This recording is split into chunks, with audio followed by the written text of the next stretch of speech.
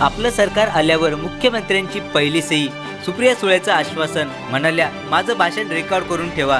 मित्रांनो, अंगणवाडी सेविकाताईंबद्दल नेमकी सुप्रिया सुळे यांनी काय निर्णय हा घेतला आहे तो सर्वच आपण जाणूनच घेणार आहोत। पण तत्पूर्वी जर का तुम्ही चॅनलवर नवीन असाल तर नक्कीच आपल्या चॅनलला सबस्क्राइब करून घ्या, जेणेकरून नवीन नवीन व्हिडिओ तुमच्यापर्यंत पोहोचत राहतील।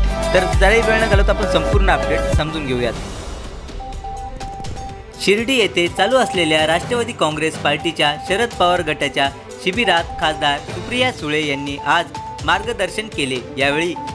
यावेळी सुप्रिया सुळे म्हणाल्या, महाराष्ट्रात आगामी निवडणुकीनंतर महाविकास आघाडीचं सरकार येईल। आपले सरकार आल्यावर सर्वप्रथम आपण अंगणवाडी सेविकांचे प्रश्न सोडवू, त्यापाठोपाठ शेतकऱ्यांच्या कर्ज माफ करू। आपल्याकडे गृह खाता असल्यास राज्यात कायदा आणि सुव्यवस्था प्रस्थापित करू। दिवंगत मंत्री आर पाटील यांच्या कार्याचा उल्लेख करत सुप्रिया सुळेताई म्हणाल्या, आबांच्या म्हणजेच आर पाटीलच्या काळात राज्यात जशी कायदा आणि सुव्यवस्था होती तशीच पुन्हा निर्माण करू। खासदार सुप्रिया सुळेताई म्हणाल्या, माझं भाषण रेकॉर्ड करून ठेवा। आपण सत्तेत आल्यावर आपण लोकांसाठी सर्वप्रथम काय करणार, आपल्याला म्हणजेच महाविकास आघाडीचा मुख्यमंत्री झाल्यावर त्या मुख्यमंत्र्यांची पहिली सही ही अंगणवाडी सेविकांसाठी असेल। तसेच धनादेशावरील पहिली सही ही शेतकऱ्यांसाठी असेल।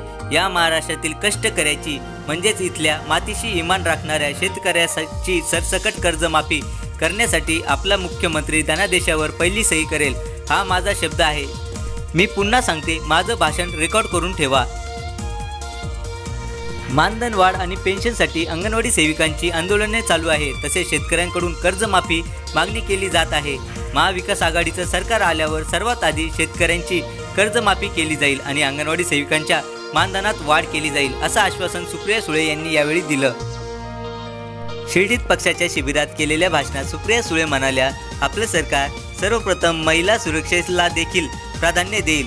आपण महिलांना सुरक्षा कशी देणार, एकदा आपल्या सरकारचा या आधीचा कारभार आठवून पहा। आर बाबा आणि अनिल देशमुख यांच्याकडे गृहमंत्रीपद होतं, तेव्हा जशी व्यवस्था होती तशी पुन्हा निर्माण केली जाईल।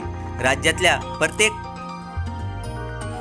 प्रत्येक आईला तिचा मुलगी घराबाहेर पडले की ते परत येतील की नाही याची काळजी वाटते।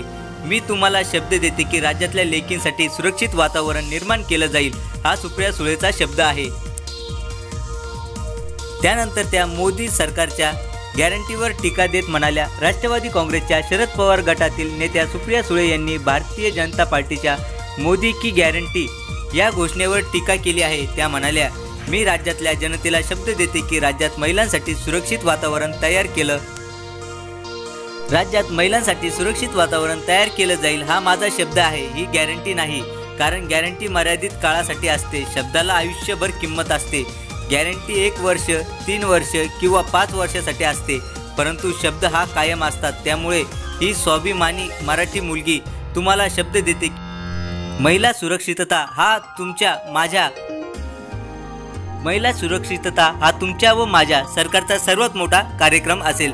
चला तर मित्रांनो, याबद्दलची जी काही नवीन अपडेट येत राहील ती मी नक्कीच तुमच्यापर्यंत पोहोचवत राहील। पण तत्पूर्वी जर का तुम्ही चॅनलवर नवीन असाल तर नक्कीच आपल्या चॅनलला सबस्क्राईब करून घ्या, जेणेकरून नवीन अपडेट हे तुमच्यापर्यंत पोहोचत राहतील। तर भेटूयात पुढच्या व्हिडिओमध्ये अशीच एक नवीन अपडेटेड बातमी घेऊन, तोपर्यंत धन्यवाद।